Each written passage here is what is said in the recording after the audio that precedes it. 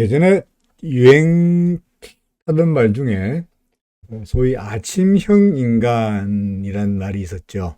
그러니까 새벽에 일찍 일어나서 활동을 하면은 그게 이제 아침형 인간이죠. 그죠? 그래서 심지어 뭐 나는 하루 일과를 4시 반에 시작한다. 뭐 이런 책도 있었고요. 근데 사실은 저는 아침형 인간하고는 영 거리가 멀어서 거의 올빼미형, 저녁형 인간이거든요. 그러니까 밤 늦게 자고 아침에 좀 늦게 일어나는, 그러니까 6시 일어나는 생각도 못하고, 그죠? 생각도 못하고, 물론 9시 시장 열기 전에는 다 일어나 있긴 합니다. 한 8시 전에는 일어나긴 합니다만은, 밤에는 항상 늦게 자는 편이죠. 그래서 항상 밤에, 뭐, 여러분들한테는 미국의 나스닥 시장, 다우 시장 보지 마라. 그거 봐봤자 뭐하냐. 라고 말을 하면서도, 그죠? 밤에는 항상 시장, 미국 시장을 쳐다보고 있습니다. 그래서 밤에 뭐 하냐? 친구들이 저한테 하는 이야기가 저보고 몇 시에 자냐? 그래서 글쎄 뭐, 1시에도 자고, 2시에도 자고, 기분 좋으면 뭐 3시에도 자고, 뭐 그런다 그랬더니 친구들이, 그러게 안 자고 뭐 하냐? 그래서 아니, 책도 보고, 뭐 글도 쓰고 이런다 그러니까, 아니, 아직도 책 볼 게 남았냐? 그러더라고요. 그래서 무슨 소리냐? 책 볼 게 얼마나 많은데, 얼마나 재밌는데, 뭐 이런 이야기 했습니다만은, 하여간. 그 책을 보다가 간밤에 미국 시장을 살펴봤는데, 해당 초반에 좋았죠, 그죠? 그래서 플러스였습니다. 그러니까 테슬라가 그 실적이 좋다는 이유로 인해 가지고 장외 시장에서 올라갔기 때문에 테슬라도 상승세였고요. 다 괜찮았어요. 그래서 다 플러스권이었기 때문에 내일도 좀 올라가겠거니 라고 생각했는데 아침에 잠시 눈을 붙였다가 아침에 와보니까 완전히 딴 세상 가 있었죠. 그래서 제롬 파월 FRB 의장이 한마디 하시는 바람에 빅스텝이 의제에 올라가 있다. 5월달 미팅에서 빅스텝이 올라와 있다. 0.5% 올린다는 게 그 말 한마디에 완전히 막판에 미국의 주가가 워정창창창 빠졌습니다. 우리나라 시장도 그 영향력에서 벗어날 수가 없어가지고 코스피 지수도 밀리고 스탁 지수도 밀리고 그랬습니다. 이런 것들이 뭐 우리가 뭐 새삼스러운 일도 아니죠, 그죠? 새삼스럽습니까? 안죠, 그죠? 새삼스러운 일도 아니에요. 뭐 의뢰이 그러려니 왜요? 지금이 사파라면 올라갈 때도 있고 내려갈 때도 있고 그야말로 좁은 범위에서 왔다 갔다 하는 거니까 올라간다 그래서 겁날 것도 없고 내려간다 그래서 겁날 것도 없고 결국은 우리는 뭡니까? 기준, 원칙, 어제 설명드렸듯이 요 아래 위로 줄 거놨던 추세선 또는 나중에 차트 보여야 되겠습니다만은 2600 얼마였더라? 50이라는 맞죠? 2650이라는 그 기준 밑으로 내려가 버리면은 이제 오파구나 하는 거죠. 여전히 저는 시장에 대해서 상승에 대한 미련은 있긴 합니다만은 지금 당장 주가가 올라서기보다는 좀 더 조정을 보이고 올라가리라라는 생각을 가지고 있죠. 물론 항상 제 생각이 맞다는 보장은 없으니까 틀릴 수 있다는 생각은 항상 해야 된다 여러분들 드린 바 있습니다. 그러니까 틀릴 수도 있는데 일단 아이디어는 현재 시장으로 봐서는 조정 파동이다 하는 이야기죠. 그죠? 뭐 그러면서 우리나라 시장을 이끌고 가는 주포인 외국인들이 오늘도 팔았으니 시장에 올라갈 리 만무하고요. 오늘은 기관으로 팔았네. 물론 기관의 상당 부분이 차익 거래, 비차익 거래, 소위 말해서 프로그램 거래로 많이 물량이 나오긴 했습니다만은 어쨌든 간에 뭐 외국인도 팔고 기관들도 팔고 있는 상황에서 주가가 올라가기를 바라기에는 아무래도 역부족일 수밖에 없지 않겠나 싶고요. 보다시피 시가총액 사기종목들 몽땅 다 하락세를 보였으니까 별 볼이 없습니다. 자, 달러드 원화 환율도 오늘은 역시 플러스, 그죠? 그 다음에 달러 인덱스도 플러스, 그죠? 그 다음에 금리도 플러스, 그죠? 니케이는 마이너스, 샹하이는 보합입니다만은 항생도 마이너스, 그런 상태이죠. 전반적으로 시장의 분위기는 아직까지 확실하게 상승세로 돌아서기는 그런 시기를 말하기에는 아직은 좀 성급하지 않겠나 하는 이야기죠. 코스피 지수 뭐 말씀드렸듯이 그죠? 우리 좁은 범위 안에서 이 좁은 4번 파동이라고 주장하고 있는 이 좁은 범위 안에서 왔다 갔다 하고 있는데, 예를 들어서 어제 말씀드렸듯이 요 점을 4번 파동의 A로 보고 4번 파동의 B로 보고 4번 파동의 C로 보고 끝. 예를 들어서 이렇게 여기가 4의 끝이고 5라고 볼 수도 있고 아니면 이 둘, 셋, 넷, 다섯 가가지고 그죠? 그래서 A, B, C 여기가 D고 E로 해서 소위 삼각형 A, B, C, D, E 왔다가 떨어지는 쪽으로 될 수 있죠. 그죠? 뭐 어느 쪽이 되든 간에 상관없습니다만은 여하간 우리는 요 점 밑으로 내려가 버리면, 이 추세선 밑으로 내려가 버리면 주가가 그러려면은 어떻습니까? 구름 밑으로 빠지거나 아니면 이 점을 우리가 변화일이라고 보았으니까 변화일 이하이었던 변곡점, 변화일의 변곡점, 그죠? 변곡점 이하로 주가가 밀리면은 이제는 본격적으로 오파구나 하는 이야기를 해야 되지 않겠나 싶죠. 그죠? 그러니까 아직은 구름 안에 있고 별 볼일 없다. 그런 이야기고요. 또 하나 후행스팬을 본다면 자, 현재의 후행스팬이 여기 와 있죠. 그죠? 그러니까 자, 좀 확대해서 그리면은 캔들이 26일 전 캔들이 이렇게 돼 있죠. 현재 후행스팬이 여기 와 있습니다. 그렇죠. 이게 후행스팬이야. 그러니까 하루 지나면 월요일 되면은 여기 어딘가 여기 어디 있을 것이고, 그 다음에 화요일 되면은 후행스팬이 이렇게 될 테니까 수요일이 되면 다음 주 수요일 되면은 어떻습니까? 후행스팬이 이 근처에 나오게 됩니다. 그러니까 만약에 올라가면은 다행스럽겠습니다만 그렇지 않고 옆으로 가거나 이렇게 되면은 그때부터 이 위에 있는 캔들들이 몽땅 다 저항선으로 작용할 것이다. 다음 주 수요일입니다. 그죠? 다음 주 수요일이니까 위쪽으로 저항선이 버티고 있을 것이다. 후행스팬이 버티고 있다는 이야기는, 후행스팬에서 저항이 버티고 있다는 이야기는 주가가 이 위에서 저항을 받게 되는 이야기니까 시장은 아무래도 위로 올라가기 어렵지 않겠나 싶고요. 또 하나 오늘 같은 경우에 보면은 주가가 어떻게 됐습니까? 기준선을 아래쪽으로 이탈했죠. 그죠? 이탈했죠. 그러니까 시장이 아무래도 점점 어려워지는 쪽으로 가는 것이 아닐까 싶은 생각이 듭니다. 코스닥 같은 경우에도 마찬가지인데, 코스닥도 결국은 기준선 밑으로 내려갔죠. 어제 주가가 상승세에서, 그죠? 상승세에서 하락세로 돌아서는 단계를 이야기했죠. 그죠? 어떻습니까? 첫 번째 주가가 하락으로 돌아서고, 두 번째 전환선이 하락세로 돌아서고, 그죠?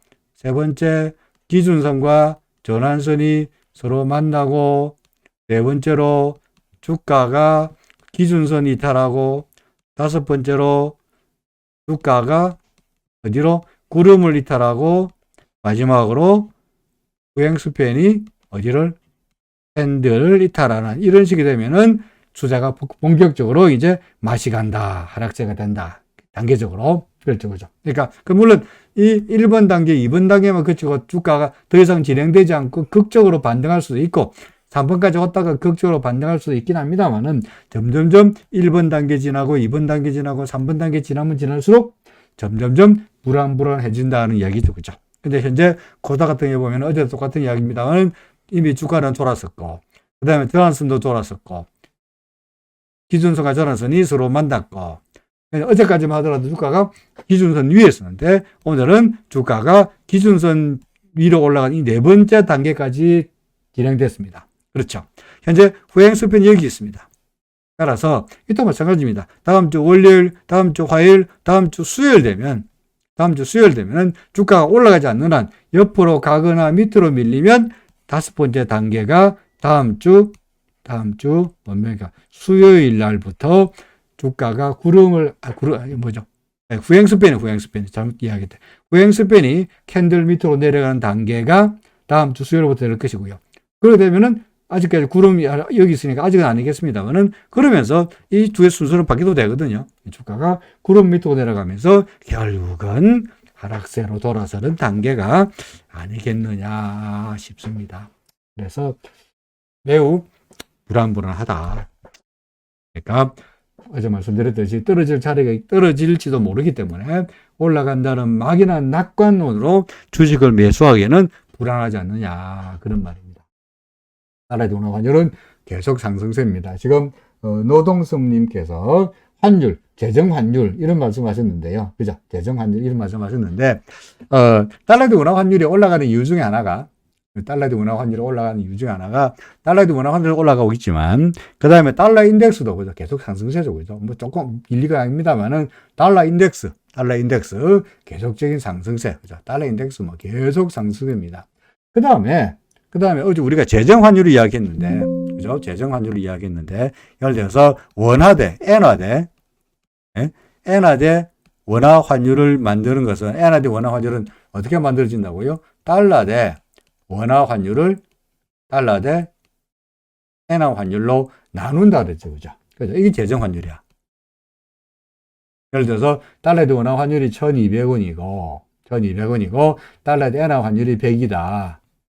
1달러가 100엔이고 1달러가 1200원이다. 라고 한다면 엔화 대 원화 환율은 어떻게 됩니까? 12원. 그죠? 12원. 1엔이 12원. 이렇게 결정되죠. 그죠? 이 계산됩니다. 이 재정 환율인 거야. 재정 환율이죠. 자, 그래서 이 재정 환율이 어제 우리가 말씀드렸듯이 현재 N1 환율을 어디까지 갔느냐니까 955원까지 처박혔다고요. 한대 1000원까지 하던 게. 그래서 달러에 대한 원화 환율이 올라가면 달러에 대한 원화 환율, 엔화에 대한 원화 환율이 올라가는 만큼 달러에 대한 원화 환율이 올라갈 수밖에 없다는 이야기를 했었죠. 그죠? 그러니까 엔화에 대한 원화 환율이 올라가는데 예를 들어서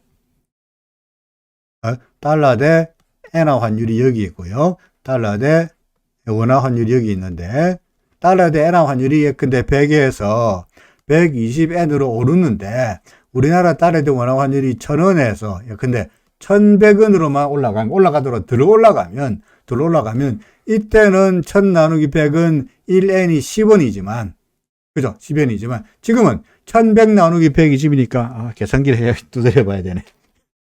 암산이 안 되네요. 1100 나누기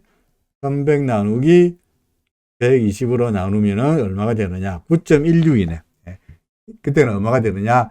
1N이 9.16원이 되니까 어떻게 됩니까? 엔화 가치가 떨어지게 되는 거죠. 그죠? 엔화 환율이 떨어지게 되는 거니까 엔화가 평가절하되면서 우리나라의 원화 가치가 엔화에 대해서 평가절상되고 그만큼 우리나라의 대일본 해외 시장에서의 경쟁력이 저하된다. 따라서 달러 대 엔화 환율이 100에서 120이 되면은 우리나라 달러 대 원화 환율도 1000원에서 1100원이 아니고 얼마? 1200원. 엔화가 올라가는 만큼 달러 대 원화 환율도 올라가 줘야 재정 환율이 10원으로 그대로 유지되면서 옛날하고 똑같이 유지되면서 우리나라와 대외 경쟁력이 유지될 거다. 그런 이야기죠. 그죠?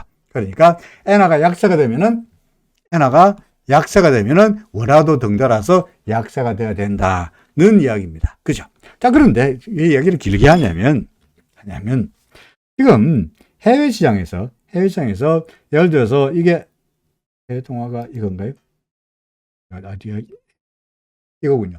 지금 달러 대 엔화 환율이 129 갔다가 현재 약간 주춤거리고 있는 것도 있습니다만은 사실은 그 외에도 중국의 위안화가 이 N이죠. 그죠? N입니다.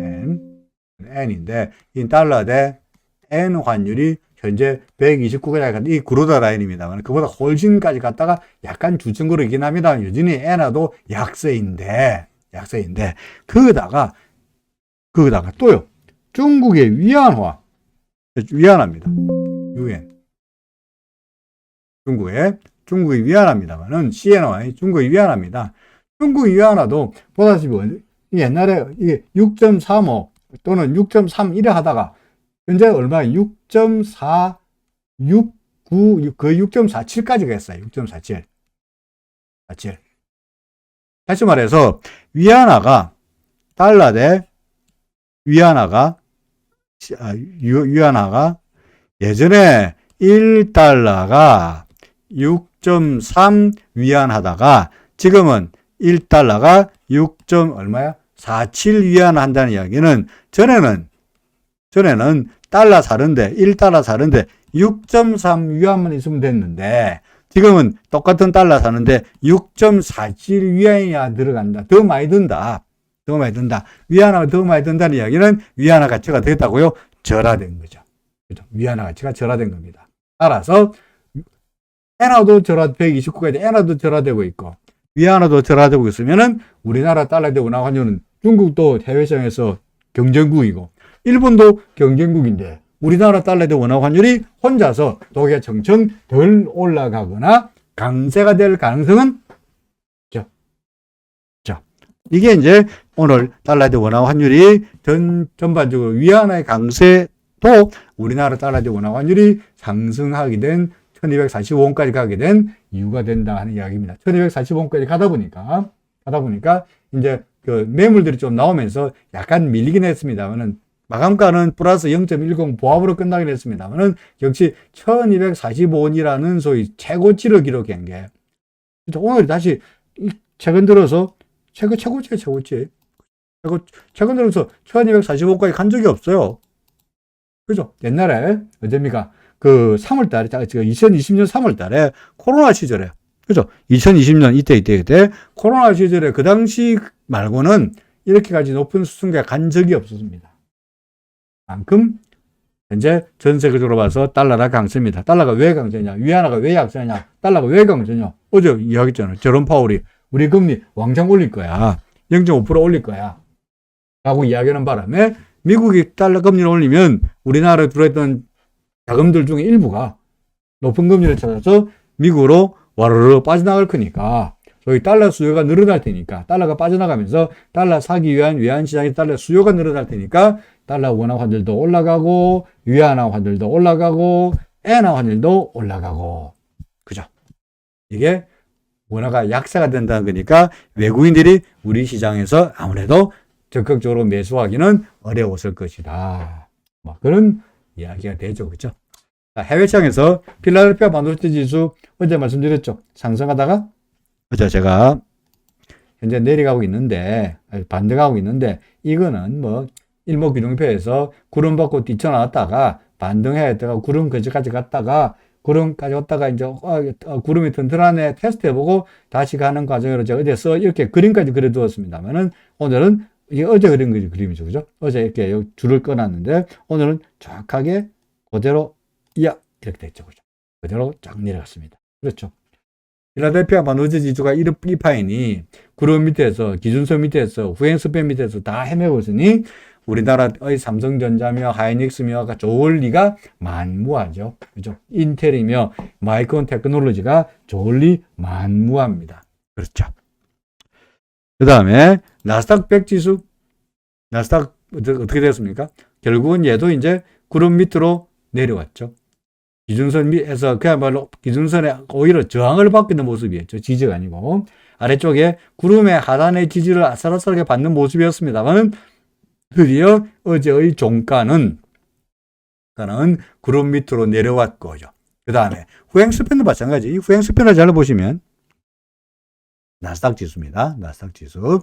후행스팬을 보면은 현재 여기 있습니다만은 내일의 나스닥 지수가 급등하여서 이렇게 이걸 타고 올라가지 않는 한 캔들이 여기 있는데 이걸 타고 올라가지 않는 한 옆으로 가거나 오르더라도 덜 오르거나 떨어지면은 어떻게 됩니까? 이 캔들 밑으로 들어가게 되죠. 그죠? 캔들은 보다시피 이렇게 계속 올라가고 있는데 현재 후행스팬이 여기 있으니까 오르더라도 덜 오르면 옆으로 가면 떨어지면 그러니까 이렇게 올라가는 경우가 아니면은 4번의 경우가 아니면은 1번이나 2번이나 3번 어떤 경우든 후행스팬 아래로 하고 들어가게 되는 겁니다.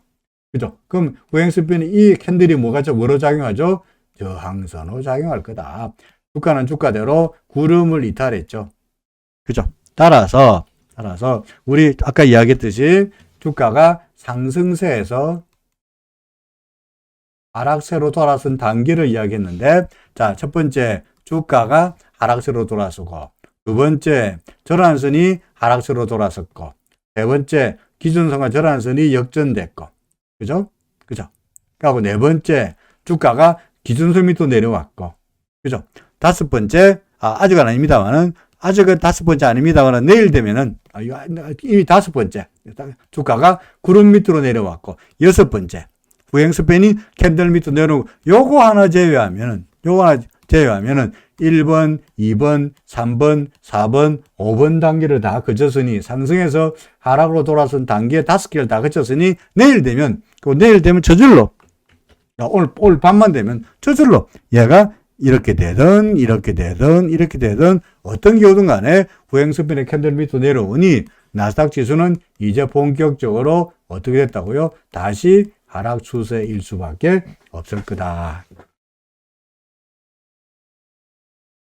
주가가 떨어진다고 연락이 이야기하는 것이 좀 우습긴 합니다만은 제가 여러분들에게 내내 말씀드렸듯이 그냥 엉거주춤하게 지수가 별로 좋아 보이지 않으니까 지수와 관련 없는 종목을 중심으로 해가지고 주식 비중을 100%보다도 50% 정도 그 이하로 놓으시라. 현금을 계속 가지고 계시라. 서두를 필요 없다. 언제라도 살 수 있는 찬스는 있을 테니까 바닥에서 안 사면 어때?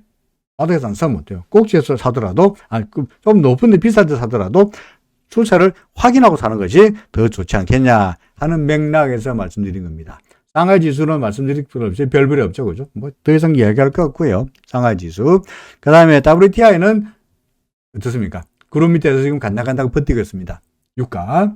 뭐 후행스팬이 똑같죠. 그죠? 후행스팬이 여기 있습니다. 그죠? 그러니까 내일 되면은 얘가 이렇게 되거나 어떤 경우든 간에 지금 그 이후에 이 위에 있는 캔들들이 저항선으로 작용할 것이니 결국은 주가도 여기서 원유가도 저항선으로 작용하면서 서서히 아래쪽으로 갈 가능성이 높지 않냐.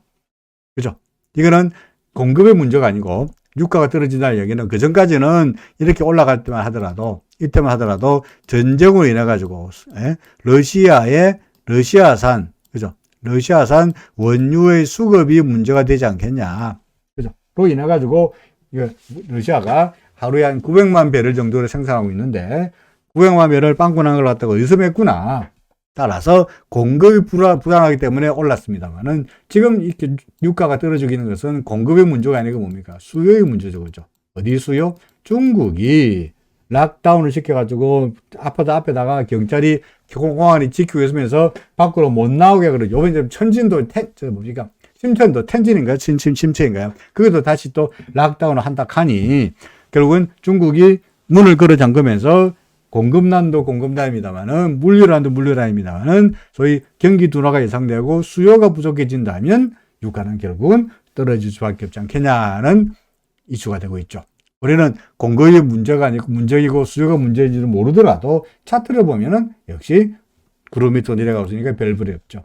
그러면 아직까지는 잘 버티고 있으니까 이게 결국은 전쟁으로 인해 가지고 전쟁이 뭐 재수 없으면은 연말까지 이어진다 그러니까 이 전쟁의 불안감 때문에 꾸역꾸역 아직은 잘 버티고 있는 거다라고 말할 수 있을 것 같습니다. 마지막으로 비트코인은 우리 여기서 CCI에서 살아난 이후에 뭐 그냥 주장입니다. 그죠? 아직까지는 뭐 적극적인 매수 상태에서 매수 포지션을 유지하는 것으로 되지 않겠나 싶습니다. 예. 할 얘기 다 했네요.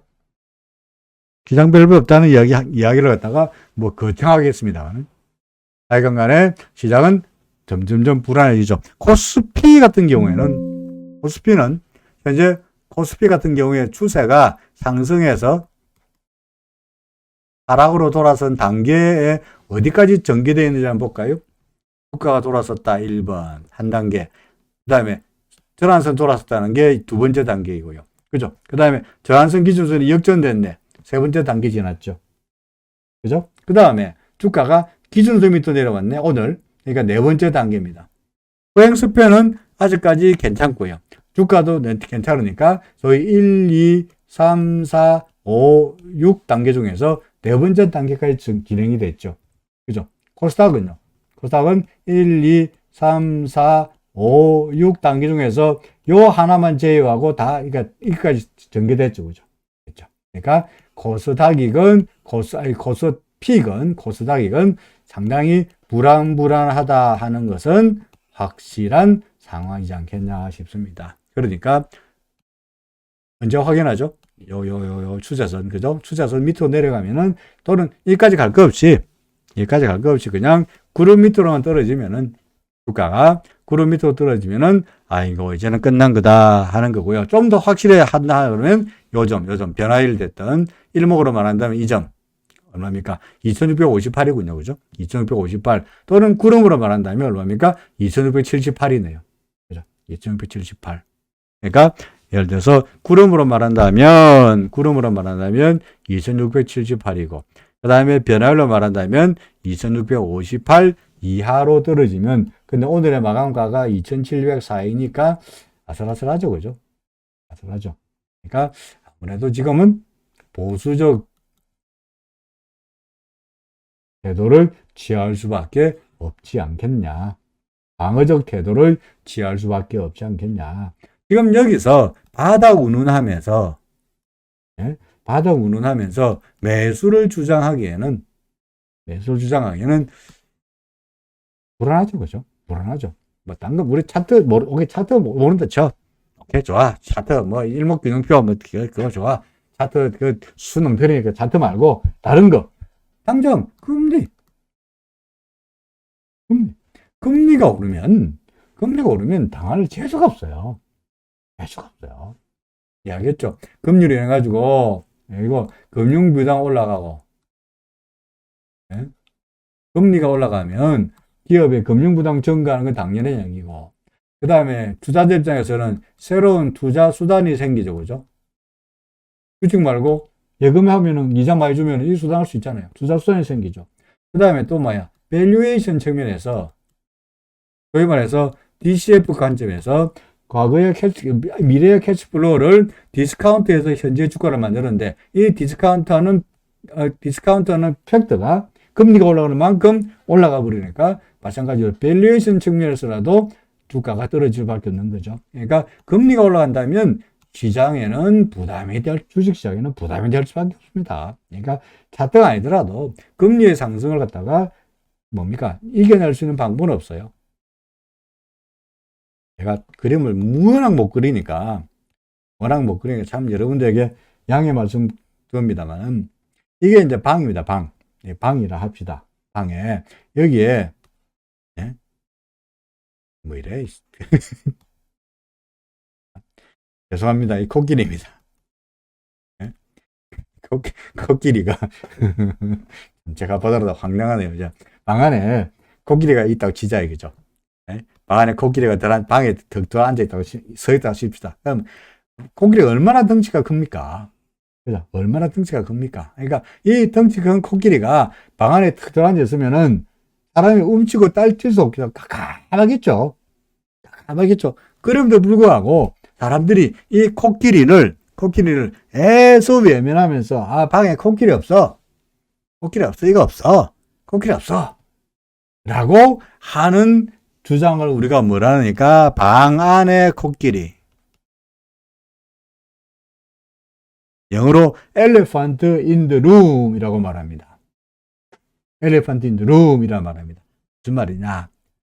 눈앞에 악재가 있는데 그 악재를 애써 외면하고 나 안 봤어. 나 방 안에 있는 거, 방 안에 코끼리 있는 거 몰라. 나 몰라. 내 눈에는 코끼리 안 보이네. 코끼리가 어디 있어? 코끼리가 들어앉아 있는데 방 안에 깜깜하게 있는데 이걸 모르면서 코끼리를 애써 외면하는 심리를 우리가 방 안에 코끼리 in elephant in the room 이라고 말합니다. 방 안에 코끼리가 뭡니까? 금리입니다.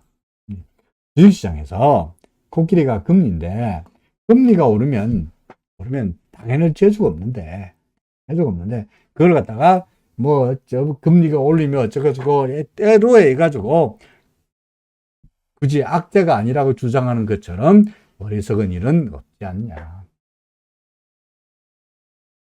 그렇습니다.